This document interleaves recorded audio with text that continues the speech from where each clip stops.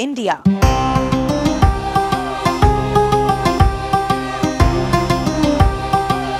एक इस तरह का देश जिथे हर तरह दीयां कहानियां, कल्चर सब आपस दे विच घुल मिल जाते हैं।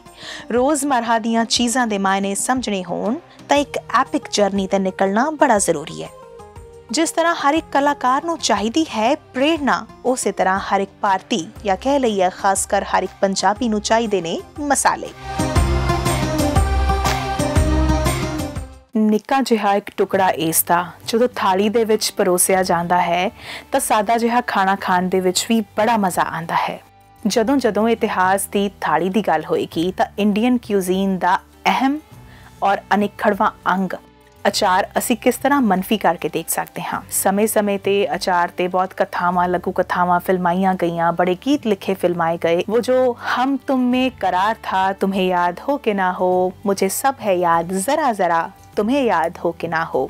वो जो दूध शहद की खीर थी, वो जो नरम हिस्ले हरीर थी, वो जो सेब जीनते बाग थे, वो जो साख साख चराग थे, वो जो आलूओं को बुखार था, तुम्हें याद हो कि ना हो, वो जो आंवले का अचार था, तुम्हें याद हो कि ना हो। अदीब अजीज दोस्तों, अचार दी पूरी दुनिया दीवानी है, खास करके भारती ही नहीं बल्कि अचार दा जादू अंग्रेज़ां दे भी सिर चढ़ के बोलदा रहा। जदों असीं खासकर पंजाब दे पटियाला दी गल करदे हां तां पटियाला दा नाम चेते आउंदियां ही पटियाला पग, पटियाला सलवार, पटियाला दे नाले, पटियाला दी शाही ठाट बाट ते सब तो ज्यादा पटियाला दे फ्लेवर्स साडे जहन दे विच घुमण लगदे ने। पटियाला पंजाब दा एक इकलौता इस किस्म दा शहर है जिथे चीज़ां दे नावां दे उत्ते बाज़ारां दे नाम रखे गए ने। जिस तरह किताब बाजार है, कपड़ा बाजार है, लोहा बाजार है, साइकिल बाजार है, अदालत बाजार है और इन्ना ही नहीं अचार बाजार भी है। अचार कित्थों किवें किस तरह पहुंचिया, किवें इस दी जर्नी आरंभ हुई, बहुत सारियां गल्लां बातां अज दे इस प्रोग्राम दे विच तुहाडे नाल करांगे। डान म्यूट देख रहे हो तुसीं ते मैं हां तुहाडे नाल गुरनीत। तुहाडा इस डॉक्यूमेंटरी दे विच जो कि अचार बाजार उत्ते असीं फिल्माई है, इस विच हार्दिक स्वागत करते हां।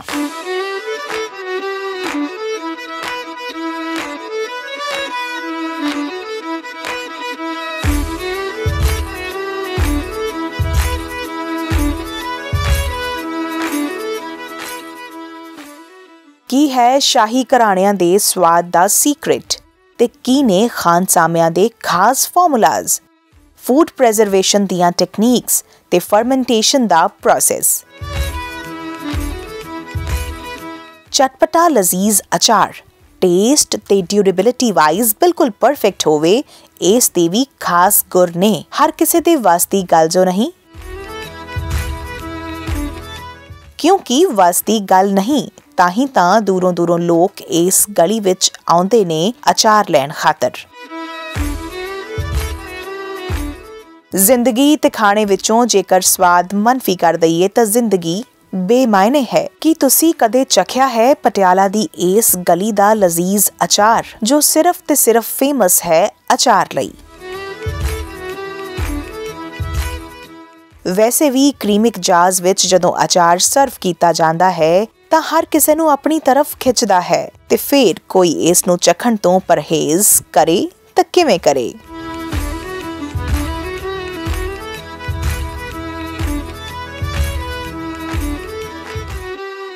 वर्ल्ड विच असीं जिथे मर्जी चले जाइए, किहा जांदा है कि 3 इंडस्ट्रीज कदे बंद नहीं हो सकदियां।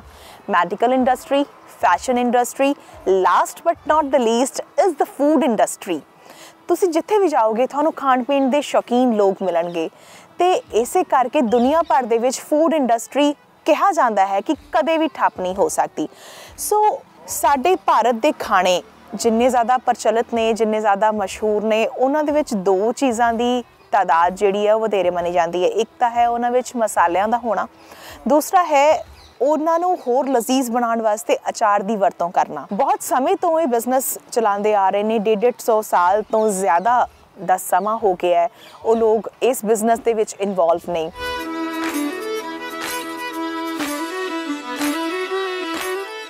ਮੇਰਾ ਨਾਮ ਹੈ ਸਚਿਨ ਮਿੱਤਲ। ਅਸੀਂ 5 ਪੀੜ੍ਹੀਆਂ ਤੋਂ ਇਸ ਦੁਕਾਨ ਨੂੰ ਚਲਾ ਰਹੇ ਹਾਂ। ਮੇਰੇ ਪੜਦਾਦਾ ਜੀ ਦੇ ਪਿਤਾ ਜੀ ਉਰੇ ਕੰਮ ਕਰਦੇ ਸੀ।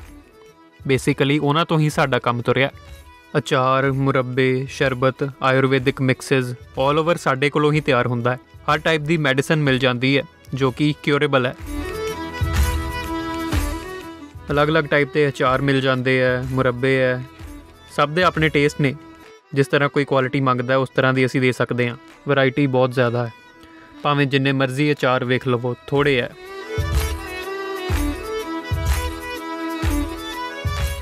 ਸਬਜ਼ੀਆਂ ਤੇ ਫਲਾਂ ਨੂੰ ਲੰਬੇ ਸਮੇਂ ਤੱਕ ਪ੍ਰੀਜ਼ਰਵ ਕਰਨ ਦੇ ਲਈ ਅਚਾਰ ਦੀ ਕਾਢ ਕੱਢੀ ਗਈ ਸੀ। ਇਹ ਕਿਹਾ ਜਾਂਦਾ ਹੈ ਕਿ ਕਿਸੇ ਵੀ ਚੀਜ਼ ਦਾ ਅਚਾਰ ਪਾਇਆ ਜਾ ਸਕਦਾ ਹੈ। ਊਸ਼ਾ ਪ੍ਰਭਾਕਰ ਆਪਣੀ ਬੁੱਕ ਦੇ ਵਿੱਚ, ਜਿਸ ਦਾ ਨਾਮ ਹੈ ਊਸ਼ਾਜ਼ ਪਿਕਲ ਡਾਈਜੈਸਟ, ਇਸ ਵਿੱਚ ਅਚਾਰ ਦੀਆਂ 1000 ਰੈਸਿਪੀਜ਼ ਸਾਂਝੀਆਂ ਕਰਦੇ ਨੇ। ਦੋਸਤੋ, ਇਹਨਾਂ ਅਚਾਰਾਂ ਦਾ ਔਰ ਮੁਰੱਬਿਆਂ ਦਾ ਸਵਾਦ ਸਾਡੀ ਜ਼ਬਾਨ ਤੱਕ ਪਹੁੰਚਿਆ ਕਿਵੇਂ? ਇਹ ਬੜੇ ਸੋਚਣ ਵਾਲੀ ਗੱਲ ਹੈ। ਵੈਸੇ ਤਾਂ ਅਚਾਰ ਦਾ ਜਨਮ ਜੋ ਹੈ ਉਹ ਪੁਰਤਗਾਲ ਦੇ ਵਿੱਚ ਹੋਇਆ ਦੱਸਿਆ ਜਾਂਦਾ ਹੈ, ਪਰ ਜਿੱਥੋਂ ਤੱਕ ਮੁਰੱਬਿਆਂ ਦੀ ਗੱਲ ਹੈ, ਕਿਹਾ ਜਾਂਦਾ ਹੈ ਕਿ ਜਾਰਜੀਆ ਦੇ ਗੁਜਰਿਸਤਾਨ ਦੇ ਵਿੱਚ ਮੁਰੱਬਿਆਂ ਦੀ ਪੈਦਾਇਸ਼ ਹੋਈ। ਜਦੋਂ ਗੁੱਜਰ ਜਿਹੜੇ ਨੇ ਉਹ ਹਿਮਾਲਿਆ ਦੇ ਰਸਤੇ ਗੁਜਰਾਤ ਤੱਕ ਪਹੁੰਚੇ ਤਾਂ ਉਹ ਆਪਣੇ ਨਾਲ ਇਸ ਮੁਰੱਬੇ ਨੂੰ ਵੀ ਨਾਲ ਲੈ ਆਏ। ਪਰ ਕਿਉਂਕਿ ਭਾਰਤ ਦੇ ਵਿੱਚ ਫਰੂਟਸ ਔਰ ਵੈਜੀਟੇਬਲਸ ਨੂੰ ਪ੍ਰੀਜ਼ਰਵ ਕਰਨ ਦਾ ਇੱਕ ਬੜਾ ਹੀ ਸਿੰਪਲ ਜਿਹਾ ਤਰੀਕਾ ਸੀ ਕਿ ਉਸ ਦਾ ਤਿੱਖਾ ਚਟਪਟਾ ਅਚਾਰ ਬਣਾ ਲਿਆ ਜਾਵੇ। ਪਰ ਜਦੋਂ ਗੁੱਜਰ ਗੁਜਰਾਤ ਦੇ ਵਿੱਚ ਆਏ ਤਾਂ ਕਿਉਂਕਿ ਉਹ ਤਿੱਖਾ ਔਰ ਮਿੱਠਾ ਸਵਾਦ ਪਸੰਦ ਕਰਦੇ ਸਨ, ਇਹੀ ਰੀਜ਼ਨ ਹੈ ਕਿ ਗੁਜਰਾਤੀ ਬਹੁਤ ਸਾਰੀਆਂ ਚੀਜ਼ਾਂ ਦੇ ਵਿੱਚ ਮਿੱਠਾ ਇਸਤੇਮਾਲ ਕਰਦੇ ਨੇ, ਤਾਂ ਉਹਨਾਂ ਨੇ ਮੁਰੱਬੇ ਨੂੰ ਇਜਾਦ ਕੀਤਾ। ਕੁਝ ਤਾਂ ਉਹ ਟੈਕਨੀਕ ਉੱਥੋਂ ਪਹਿਲਾਂ ਹੀ ਲੈ ਕੇ ਆਏ ਸੀ, ਪਰ ਇੱਥੇ ਆ ਕੇ ਕਿਹਾ ਜਾਂਦਾ ਹੈ ਕਿ ਗੁੱਜਰ ਪੂਰੇ ਇੰਡੀਆ ਦੇ ਵਿੱਚ ਘੁੰਮੇ, ਜਿੱਥੋਂ ਉਹਨਾਂ ਨੇ ਅੰਬ ਦਾ ਵੱਖਰਾ ਵੱਖਰਾ ਸਵਾਦ ਜਿਹੜਾ ਉਹ ਚੱਖਿਆ ਔਰ ਉੱਥੋਂ ਬੈਸਟ ਕੁਆਲਿਟੀ ਦੇ ਅੰਬਾਂ ਨੂੰ ਚੂਜ਼ ਕੀਤਾ, ਆਪਣੇ ਬੋਝੇ ਵਿੱਚ ਪਾਇਆ। ਔਰ ਉੱਥੋਂ ਜਦੋਂ ਇਹ ਮੁਰੱਬਾ ਗੁਜਰਾਤ ਦੇ ਵਿੱਚ ਪਹੁੰਚਿਆ ਤਾਂ ਅੰਬ ਦਾ ਮੁਰੱਬਾ ਗੁਜਰਾਤੀਜ਼ ਦਾ ਹੀ ਨਹੀਂ ਬਲਕਿ ਪੂਰੇ ਭਾਰਤੀਆਂ ਦਾ ਫੇਵਰਿਟ ਬਣ ਗਿਆ। ਇਹ ਨੇ ਨਿਤਿਸ਼, ਪਿਤਾ, ਦਾਦਾ, ਪੜਦਾਦਾ ਯਾਨੀ ਕਿ ਪੁਸ਼ਤਾਂ ਤੋਂ ਇਹ ਅਚਾਰ ਦੇ ਬਿਜ਼ਨਸ ਵਿੱਚ ਨੇ। ਤੇ ਇਸ ਵਿੱਚ ਕੁਝ ਤਾਂ ਖਾਸ ਸੀ ਕਿ ਉਚੇਰੀ ਸਿੱਖਿਆ ਹਾਸਲ ਕਰਨ ਤੋਂ ਬਾਅਦ ਵੀ ਨਿਤਿਸ਼ ਨੇ ਇਸ ਹੀ ਬਿਜ਼ਨਸ ਨੂੰ ਕੈਰੀ ਫਾਰਵਰਡ ਕਰਨ ਦੇ ਵਿੱਚ ਤਰਜੀਹ ਦਿੱਤੀ। ਹੁਣ ਪੀੜ੍ਹੀ ਦਰ ਪੀੜ੍ਹੀ ਸਾਡਾ ਇਹੀ ਕੰਮ ਚੱਲਦਾ ਰਿਹਾ, ਹੁਣ ਅਸੀਂ ਉਹਨੂੰ ਸੰਭਾਲ ਰਹੇ ਹਾਂ। ਇਨ ਫਿਊਚਰ ਸਾਡੇ ਬੱਚੇ ਵੀ ਸਾਂਭਣਗੇ ਜੋ ਵੀ ਹੈ, ਠੀਕ ਹੈ ਜੀ। ਹੁਣ ਕਸਟਮਰ ਵੀ ਬਹੁਤ ਲਾਈਕ ਕਰਦਾ ਸਾਡੇ ਟੇਸਟ ਨੂੰ, ਸਾਡੇ ਅਚਾਰਾਂ ਨੂੰ, ਐਜ਼ ਵੈਲ ਐਜ਼ ਸਾਡੇ ਮੁਰੱਬਿਆਂ ਨੂੰ। ਅਸੀਂ ਮੁਰੱਬੇ ਦੀ ਸਪੈਸ਼ਲਿਟੀ ਸਾਡੀ ਆਪਣੀ ਆਮਲੇ ਦਾ ਮੁਰੱਬਾ, ਸੇਬ ਦਾ ਮੁਰੱਬਾ, ਗਾਜਰ ਦਾ ਮੁਰੱਬਾ। ਅੱਜ ਕੱਲ੍ਹ ਸਭ ਤੋਂ ਵਧੀਆ ਜਿਹੜਾ ਚੱਲਣ 'ਚ ਹੈ ਉਹ ਬਾਂਸ ਦਾ ਮੁਰੱਬਾ। ਉਹ ਕੱਦ ਲੰਬਾ ਕਰਨ ਨੂੰ, ਹੱਡੀਆਂ ਮਜ਼ਬੂਤ ਕਰਨ ਨੂੰ, ਤਾਕਤ ਲਈ, ਜੋੜਾਂ ਦੇ ਦਰਦ ਲਈ ਵੀ ਕੰਮ ਕਰਦਾ ਹੈ। ਪਟਿਆਲਾ ਦੇ ਅਚਾਰ ਬਾਜ਼ਾਰ ਵਿੱਚ ਪਹਿਲਾਂ ਤੋਂ ਹੁਣ ਤੱਕ ਕਾਫੀ ਅੰਤਰ ਆ ਚੁੱਕਿਆ ਹੈ। ਜਿੱਥੇ ਜ਼ਿਆਦਾਤਰ ਅਚਾਰ ਕਾਰੀਗਰਾਂ ਤੋਂ ਬਣਵਾਇਆ ਜਾਂਦਾ ਹੈ, ਉੱਥੇ ਨਿਤਿਸ਼ ਅੱਜ ਵੀ ਅਚਾਰ, ਚਟਨੀ, ਮੁਰੱਬਾ ਇਹ ਸਭ ਖੁਦ ਤਿਆਰ ਕਰਦੇ ਨੇ। ਅਚਾਰ ਨੂੰ ਸਵਾਦੀ ਤੇ ਲਜ਼ੀਜ਼ ਬਣਾਉਣ ਲਈ ਵਰਤੇ ਜਾਂਦੇ ਨੇ ਮਸਾਲੇ। ਸਾਡੀ ਮਸਾਲਦਾਨੀ ਵਿੱਚ ਹੈ ਮਹਿਕ ਦੀ ਮਲਿਕਾ ਇਲਾਇਚੀ, ਤਿੱਖੀ ਰਾਣੀ, ਤੁਸੀਂ ਸਮਝ ਗਏ ਹੋਵੋਗੇ ਅਸੀਂ ਗੱਲ ਕਰ ਰਹੇ ਹਾਂ ਕਾਲੀ ਮਿਰਚ ਦੀ, ਰਾਜਸੀ ਨਾਜ਼ੁਕ ਜਿਹਾ ਕੇਸਰ, ਰੰਗਾਂ ਦੀ ਸ਼ਹਿਜ਼ਾਦੀ ਹਲਦੀ, ਆਦਰ ਦਾ ਪਾਤਰ ਅਦਰਕ। ਇਸ ਤੋਂ ਇਲਾਵਾ ਆਲ ਟਾਈਮ ਫੇਵਰਿਟ ਲਾਲ ਮਿਰਚ, ਫਲੇਵਰ ਕਿੰਗ ਲਸਣ ਯਾਨੀ ਕਿ ਗਾਰਲਿਕ, ਕੜੀ ਪੱਤਾ, ਤੇਜ਼ ਪੱਤਾ, ਰਾਈ, ਜ਼ੀਰਾ, ਧਨੀਆ। ਇਹਨਾਂ ਸਭ ਦੀ ਮਦਦ ਦੇ ਨਾਲ ਬਣਦਾ ਹੈ ਲਜ਼ੀਜ਼ ਤੇ ਸਭ ਦਾ ਲੁਭਾਵਣਾ ਅਚਾਰ।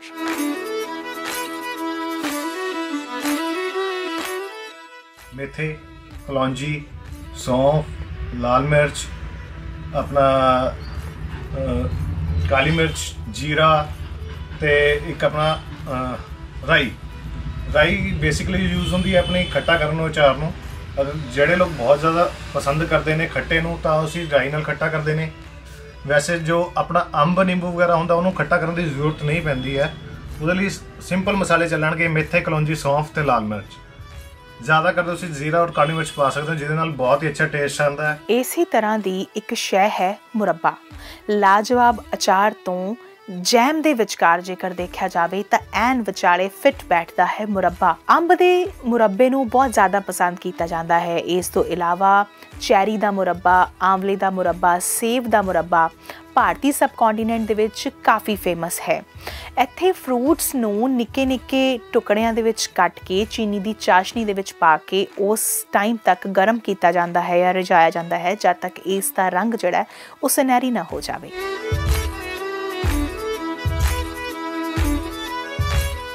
ਮੁਰੱਬਾ ਸਮੇਂ ਦੇ ਨਾਲ ਇੰਨਾ ਫੇਮਸ ਹੋ ਗਿਆ ਕਿ ਇੰਡੀਅਨਸ ਤੋਂ ਇਲਾਵਾ ਅੰਗਰੇਜ਼ਾਂ ਨੇ ਵੀ ਮੁਰੱਬੇ ਦਾ ਖੂਬ ਲੁਤਫ ਲਿਆ।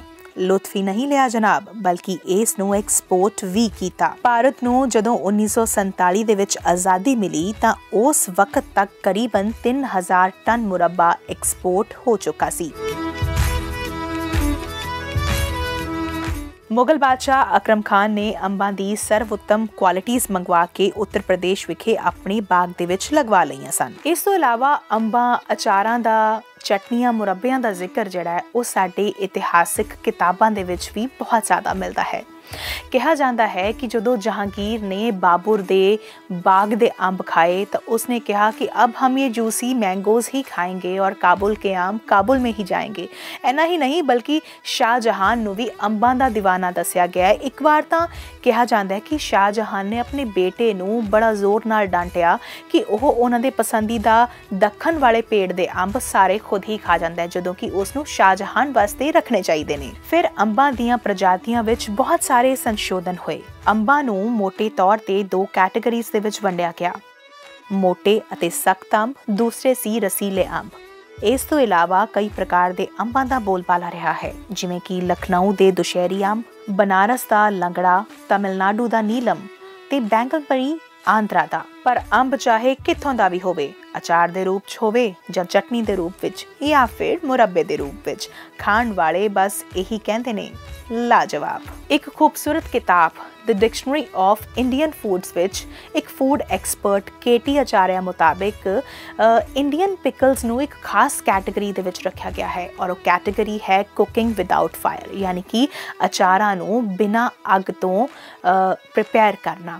ਪਰ ਹਾਲੇ ਬਹੁਤ ਸਾਰੇ ਅਚਾਰ ਇਸ ਕਿਸਮ ਦੇ ਵੀ ਇਜਾਦ ਕਰ ਦਿੱਤੇ ਗਏ ਨੇ ਜਿੱਥੇ ਉਹਨਾਂ ਨੂੰ ਪ੍ਰਿਪੇਅਰ ਕਰਨ ਦੇ ਲਈ ਅੱਗ ਦੀ ਜਾਂ ਫਾਇਰ ਦੀ ਅਸੀਂ ਵਰਤੋਂ ਕਰਦੇ ਹਾਂ। ਹਾਲਾਂਕਿ ਬਹੁਤ ਸਾਰੇ ਅਚਾਰਾਂ ਦੇ ਵਿੱਚ ਹੀਟਿੰਗ ਯੂਜ਼ ਕੀਤੀ ਜਾਂਦੀ ਹੈ ਤਾਂ ਕਿ ਪ੍ਰੈਪਰੇਸ਼ਨ ਵਧੀਆ ਹੋ ਸਕੇ।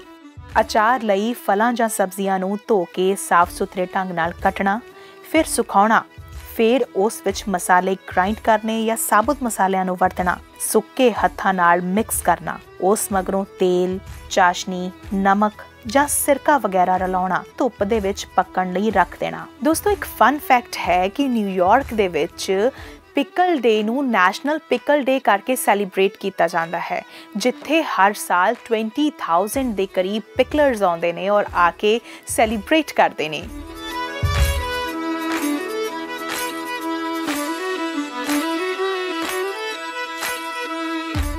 दाल चावल की तरह गुजर रही थी जिंदगी, तुम अचार की तरह आए और स्वाद बदल सा गया। जिंदगी भी तां अचार मानंद है, खट्टी मिठी लजीज। खैर लुत्फ लिया जावे जिंदगी दा भी ते अचार दा भी।